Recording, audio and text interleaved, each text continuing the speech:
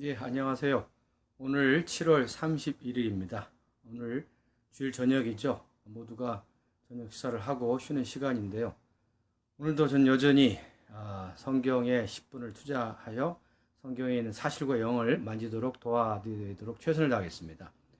오늘 교통할 것은 욥기 32장에서 34장, 그리고 로마서 9장 1절에서 18절까지입니다. 여기 욥기 32장 어제 제가 하다 보니까 다루게 됐는데요. 32장에서는 주로 엘리후가 세 친구들에게 노를 바라는 것을 말하고 있습니다. 젊은 엘리후가 좀 나이든 세 친구에게 노를 바랍니다. 그다음에 32장에서는 마치고 33장에서는 엘리후가 계속된 말을 하고 있습니다. 여기에 34장에서는 엘리후가 두 번째 교정하고 반박하는 것이 나옵니다. 자, 여기 33장을 보겠습니다. 여기에 세 가지 주로 교정해주고 꾸짖고 또한 반박을 합니다. 여기 한 말씀을 제가 읽어드리면요. 그의 그 반박에는 사실 그의 자신의 정직함을 나타내는 것을 알 수 있는데요. 특히 1절에서 5절을 보면요. 그가 얼마나 교정을 했는가를 그 태도와 말에서 알 수 있습니다. 내 말을 들으라. 나의 모든 말에 귀를 기울이기를 원하노라. 네가 할 수 있거든 대답하라. 이 말이 참 상당히 협박적인 표현인데요. 이 말에서 그는 얼마나 말에서 내 말 들으라. 내 말 귀를 기울이라.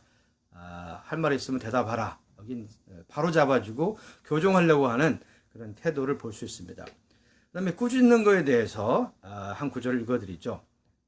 여기에 보면은 하나님은 모든 것을 행하시는 행하시는 것을 스스로 진술치 아니하시나니 내가 하나님과 변쟁함이 어찌미뇨. 여기서 엘리후는 욥에 대해서 네가 어떻게 하나님과 변론을 하고 변쟁을 하냐. 여기에 꾸짖는 것을 볼 수 있습니다. 세 번째 반박에 대한 건데요. 반박에 대한 것은 제가 한 구절을 읽어드리겠습니다.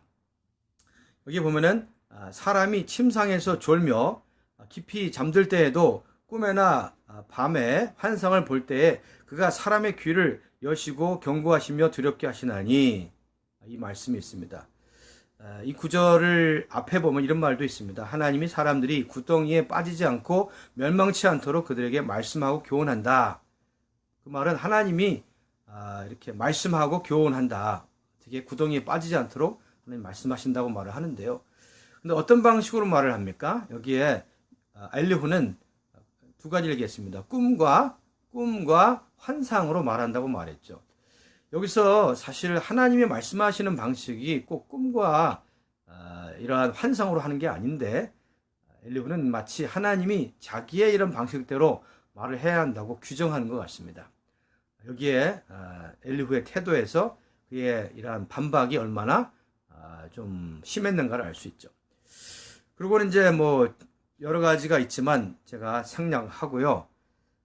여기서 한 가지 우리가 배울 것은 사실 하나님이 욥의 모든 것을 가져가고 심지어 그를 아무것도 없게 할 뿐 아니라 또한 몸에 욕창까지 나게 하셨죠. 하나님이 왜 욥을 이렇게 아무것도 없게 하는 목적을 우리는 신약에서 보면요. 바울이 사실 빌립보서 3장에 보면은 8절에 이런 말씀이 있습니다. 내가 그리스도 때문에 모든 것을 해로 여기고 또한 그리스도 때문에 모든 것을 배설물로 여김은 그리스도를 얻고라고 말을 합니다. 여기에 엘리후는 바울과 같은 이러한 관점, 즉 모든 것을 잃어버리는 것은 그리스도를 얻기 위한다는 그러한 신성한 계시의 관점이 없었습니다. 그는 많은 부분에 이러한 그 신성한 계시와 관점, 지혜가 없었다고 말할 수 있습니다. 자, 34장에 보면요. 엘리후시 두 번째로 교정하고 반박하는 것이 나옵니다. 여기에 보면은 이런 말을 합니다. 내가 의로우냐? 내가 의로우나 하나님이 내 의를 제하셨고 사람이 하나님을 기뻐하나 무익하다. 욥이 한 말에 대해서 그를 바라잡아 줍니다. 네가 의가 있냐? 하나님이 너를 의를 제하신다. 또 사람이 하나님을 기뻐하나 무익하다. 이런 말을 네가 잘못했다고 말하는 것을 지적하고 있습니다. 그를 이렇게 교정해주고 있습니다. 아마 하나님은 욥은 너무 고통스러웠는지 사람이 하나님을 기뻐하나 무익하다 이런 말을 했었던 것 같은데 그런 말을 바로잡아 주고 있습니다. 그리고 이제 욥을 반박하는 말에서 그는 여기 두 가지가 나오는데 첫째, 하나님이 결코 악을 행하지 아니할 것이다. 하나님이 틀리지 않았다는 걸 얘기를 해주고 있습니다. 또 하나님이 욥의 뜻과는 맞지 않게 열국과 사람을 통치하시고 또한 심판하신다는 것에 대해서 욥이 거절했다는 것을 언급하고 있습니다. 그가 가지고 있는 생각과 하나님이 달리하는 것에 대해서 욥이 거절했다는 것을 지적합니다. 여기서 엘리훗을 보면요, 한 가지 우리가 생각해 볼 것은 왜 욥의 세 친구와 엘리훗은 욥이 이러한 상황에 처해 있을 때 왜 그들은 영을 사용해서 하나님을 접촉하기 위해서 기도합시다 라는 말을 하지 않았을까요? 참 기묘하죠. 그들 중에 누구도 이러한 하나님께 기도하자는 말을 하지 않았다는 말은 그들은 지나치게 생각을 사용하고 이 세 친구의 말이나 엘리후의 말을 보면요, 하나의 시적인 시와 같다고 합니다. 그들은 상당히 생각을 많이 사용하여 생각으로 훈련된 말을 했다는 것이죠. 그들에게는 영을 사용하여 함께 기도하자, 하나님을 접촉하는 것에 대해서 몰랐다는 것을 말해줍니다. 여기에 로마서 9장에 왔습니다. 로마서 1장에서 8장이 한 단락이고요. 사실 우리를 의롭다 하시고 거룩해 하시고 영화롭게 한 다음에 즉시 12장에 몸의 생활로 넘어가야 하는데 9장에서 11장까지 삽입부가 있습니다. 이 삽입한 내용은 주제가 뭡니까? 바로 하나님의 선택입니다. 하나님의 선택은 사실 우리에게 운명이라고 할 수 있죠. 우리의 운명은 하나님의 선택에 달려 있습니다. 여기서 하나님의 선택에 대해서 말을 할 때 우리는 이것이 사람의 행위에 있지 아니하고 하나님의 이러한 정하심에 있다는 것을 알 필요가 있습니다. 마치 시장에서 어떠한 과일을 선택할 때 주인이 선택하듯이 하나님의 선택에 따라 우리가 운명 지어졌다는 것을 말해줍니다. 자, 여기서 우리는 바울이 선택을 얘기하면서 이스라엘 백성을 언급한 것을 알 수 있습니다. 그가 양심의 큰 근심과 마음의 큰 고통이 있다고 말합니다. 그 근심과 고통이 뭡니까? 바로 자기의 동족, 자기의 친척, 자기의 동족이 이런 구원을 받지 못한 것에 대한 안타까움이죠. 근데 그가 이 말을 표현할 때 성경을 보면요, 아주 좀 강한 말을 했습니다. 어떻게 말했습니까? 3절입니다. 9장. 나의 형제 곧 고륙의 친척을 위하여 내 자신이 저주를 받아 그리스도에게서 끊어질지라도 원하는 바로다. 여기서 바울은 좀 너무 심했고 강했다는 것을 알 수 있습니다. 그리스도에게서 자기가 끊어지고 자기가 저주를 받아 그리스도에게 끊어질지라도 자기 친척, 자기 동족이 구원을 받기를 원했다는 것이죠. 사실 우리도 아내가 남편을 위하여 간절히 기도한다든지 혹은 남편의 어떤 질병을 위하여 간절히 기도할 때 우리가 부담이 강하다 보면은 말이 좀 심할 때가 있죠. 그와 같이 바울도 여기에서 말이 좀 심했다는 것을 감지할 수 있습니다. 그러면서 여기서 우리는 이스라엘 백성에 대해서 바울이 몇 가지 말을 합니다. 이스라엘 유대인들에 대해서 그들은 몇 가지를 가지고 있다고 얘기합니다. 첫째, 아들의 명분, 그다음에 영광, 그다음에 언약, 그다음에 율법을 세움, 예배, 약속들. 이것을 말할 시간이 없습니다. 어쨌든 자세한 내용은 참고서 라이브 스터디를 보시면 도움이 될 것 같고요. 자, 여기서 3절에서는 자기 동족에 대해서 얘기를 하고요.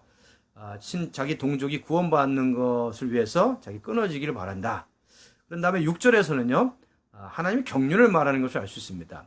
여기에서 6절에서 그는 모든 유대인들이 다 모든 유대인이 유대인이 아니라고 얘기합니다. 이것은 선택된 자가 다가 아니라는 걸 말해주죠. 유대인에게서 낫다고 다 유대인이 아니라 하나님이 선택된 자가 있다는 걸 말해줍니다.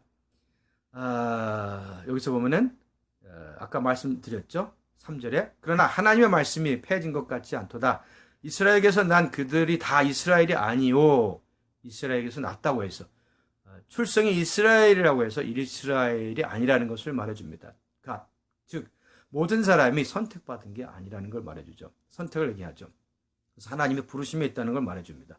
그 다음에 7절에서 아브라함의 씨를 얘기하면서 이렇게 얘기합니다. 아브라함의 씨가 다 그 자녀가 아니라 이삭에게서 난 자만이 그의 씨가 된다고 말하죠. 아브라함의 씨가 이삭이 있고 이삭에게서 난 자만이 씨라고 말하죠. 그 말은 하나님이 선택이 그분의 부르심에 있다는 것을 말해줍니다. 아브라함에게는 땅에 속한 자녀가 있었죠. 그죠? 이스마엘 있죠. 그리고 또한 하나님이 택한 그러한 자녀는 이삭 있죠. 이삭과 이스마엘을 볼 때 하나님은 택한 자가 따로 있었습니다. 그뿐만 아니라 13절에서 11절에 13절에 보면요. 여기에 야곱에 대한 얘기가 나옵니다. 야곱의 선택에 대해서. 자, 그 11절 읽어드리죠. 그 자식들이 아직 나지도 아니하고 무슨 선이나 악을 행하지도 아니할 때에 택하심을 따라 되는 하나님의 뜻이 행위로 말미암지 않고 오직 부르시는 이로 말미암아 서게 하려 하사 리브가에게 이르시되 큰 자가 어린 자를 섬기리라 하셨나니 기록된 바 내가 야곱은 사랑하고 에서는 미워하였다 하심과 같으니라. 여기서 아브라함은 유대인들 이스라엘 백성을 먼저 얘기하고요. 그 다음에 이삭을 얘기하고 그다음 야곱을 얘기합니다. 야곱을 얘기할 때 야곱이 에서하고 야곱인데요. 하나님이 큰 자가 작은 자를 섬길 것이다. 곧 큰 자가 누구입니까? 에서가 야곱을 섬길 거라고 말합니다. 하나님이 이렇게 택하셨습니다. 그뿐만 아니라 야곱은 사랑하고 에서는 미워한다고 말합니다. 하나님의 선택에는 그분의 미워함과 사랑에 따라 결정이 됩니다. 왜 하나님이 야곱은 사랑하고 에서 미워하는가? 이렇게 묻지 마십시오. 그래서 하나님에게 달려있는 것입니다. 어떤 사람들은 왜 택함을 받고 어떤 사람은 택함 받지 않았습니까? 우리 주위에 우리 자신이 구원받는 걸 볼 때 어떤 사람은 구원받아야 하는데 이상하게 구원받지 말아야 할 우리 자신이 구원받았다고 생각할 때가 있죠. 그래서 하나님의 선택에 달려있고 하나님의 부르심에 달려있습니다. 하나님 우리 부르심을 감사합니다. 그 다음에 국률에 대해서 16절에 이런 말이 있습니다. 그런즉 원하는 자로 말미암지도 아니하고 다름직하는 자로 말미암지도 아니하고 오직 국률이 여기시는 하나님으로 말미암으니라. 우리가요 하나님에게 왜 에서를 미워하고 야곱을 사랑했냐고 따지면 안 됩니다. 왜? 하나님이 국률에 달려있기 때문에. 하나님이 국률이 여길 자를 국률이 여깁니다. 즉 하나님의 선택은 사람의 원함, 사람의 어떠한 다름질, 노력이 있지 않다는 것이죠. 여기서 국률과 은혜에 대해서 얘기를 좀 해보면요. 국률과 은혜가 어떻게 다를까요? 은혜는 동일한 그러한 신분의 위치에서 어떤 물건을 줄 때, 내가 동일한 신분의 친구에게 성경을 줄 때, 선물을 줄 때, 이걸 은혜라고 하죠. 근데 국률은, 만일 내가 지나가는 어떠한, 신분이 낮은 그런 사람에게, 어떤, 돈을 구걸하는 사람에게 어떠한 선물을 준다면 그것은 국률이라고 말할 수 있죠. 자, 그래서 우리는, 하나님도 우리에 대하여 우리를 은혜 안으로 인도하셨는데 그 은혜는 그분의 국률에 근거한 것입니다. 그분의 국률로 말미암아 우리를 은혜 안으로 인도하셨음을 감사합니다. 자, 그래서 여기서 원하는 자로 말미암지도 않고 다름질하는 자로 말미암지도 않는다고 말했는데요. 원한다는 것은 내가 얻으려고 했던 것을 얻었다는 것이죠. 다름질했다는 것은 내가 추구해서 내가 획득했다는 것이죠.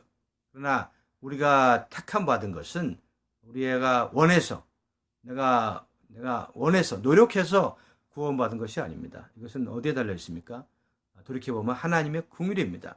우리 같이 하나님을 대적하고 하나님을 찾지 않은 사람을 하나님이 국률이 여기셔서 우리를 선택하셨음을 감사합니다. 주님을 찬양합니다. 월요일 날 또 뵙겠습니다. 좋은 주일 저녁 되시기 바랍니다.